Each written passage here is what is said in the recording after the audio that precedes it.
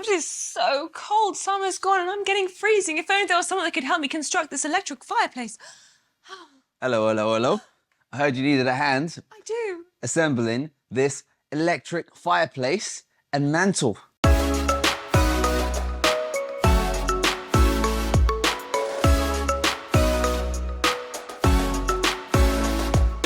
We're gonna bring the luxury into this wall. It's gonna look gorgeous and you're gonna be able to put some stuff on top of it and you're gonna have that mirror there like you've always wanted. Oh my gosh, I am so excited. And lucky for you guys, you don't actually need these tools I'm carrying, so I'm gonna put that to the side. Yeah, we definitely need a nail gun. Apparently, all the tools that you need are in these boxes. So we got this box, and this is a fireplace. It's half the price of the fireplace that's in Costco, yet it looks, online at least, it looks pretty awesome. Yeah. So let's unbox it.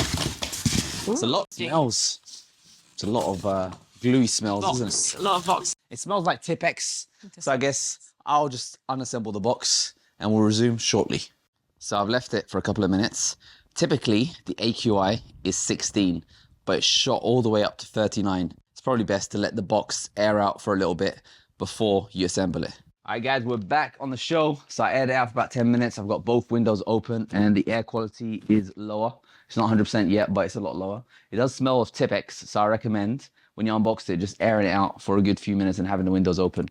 But on the good news, yes, the assembly, it looks like basic IKEA. Yeah, and it's got good instructions as well, actually. So what I'll do is I will just tell you what to do and you do them. All right, so what piece goes So first? we're going to need the big piece first, which is the base, which is otherwise known as number E or letter E. Now you can tell this is the base because it is the thickest piece of the whole situation. And this is what's going to carry the fireplaces, okay? So I can see there's a bit of paint chippings on the left of the... It's all right. We can always touch it up. Okay. I don't mind doing that. But I'll put in a complaint. I'll see what they say. But yeah, there's a bit of paint chippings on the base.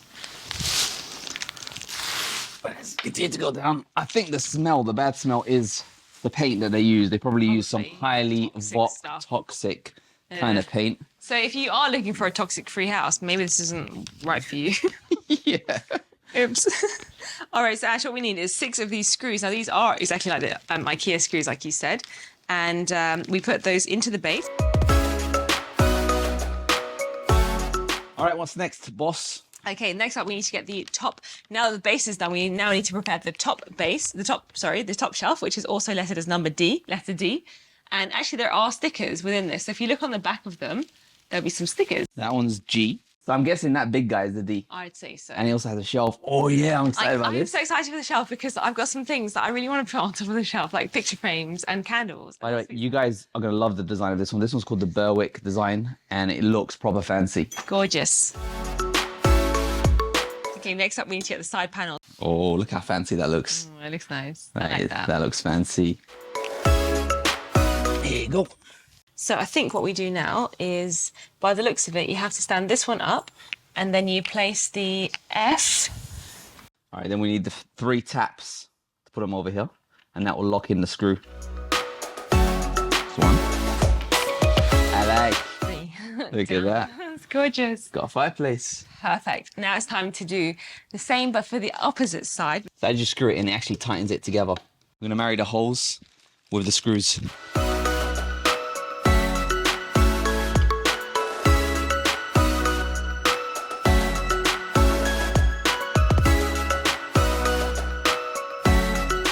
Right, it seems to be in. All right, we're good. Screwed it in.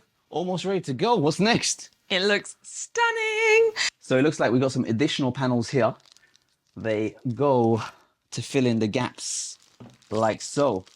But I reckon we should put these on once we've got the fireplace, just so we can adjust them if they need to be tighter or looser. What looks good? Yeah. So I think the next step, let's put the lid on. Perfect. So again, we're doing these beautiful things, so easy to do.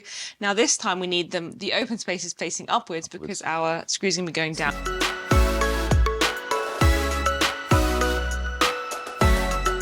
Lines are in. Same.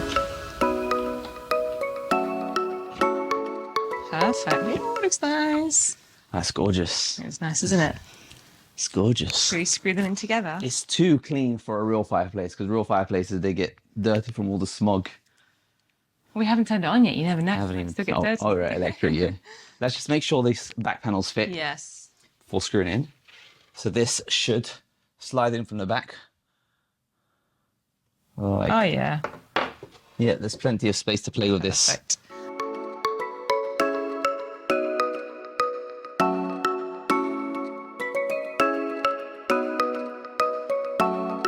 Is it good? Yeah. All right, come take a look. I wish they would have put holes where it's meant to be mounted, Yeah, that would be nice. but maybe they would have messed up. Oh, it's nice though. Yeah. It looks perfect. So I tried really hard to make this gap here equal that gap there. And it looks flat, yeah? It's great. Looks stunning. I think we screw it in. These are the screws that they provide. I guess if you have it next to the window, maybe change these out for some galvanized ones because they're probably rust. So I'm just going to pre-drill the holes, ever so slightly graze it, just so I can screw it in slowly because I don't want the clamps to fall down or anything like that. So I'll just hold this nice and tight.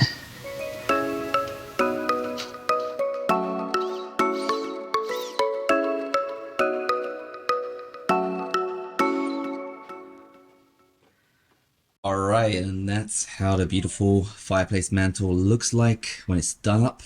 As you can see, it looks gorgeous, beautiful. Look at the intricate details on the sides. Now, regarding defects, the only thing that I noticed is that there is actually something around here. That little paint defect, and I can see it right there.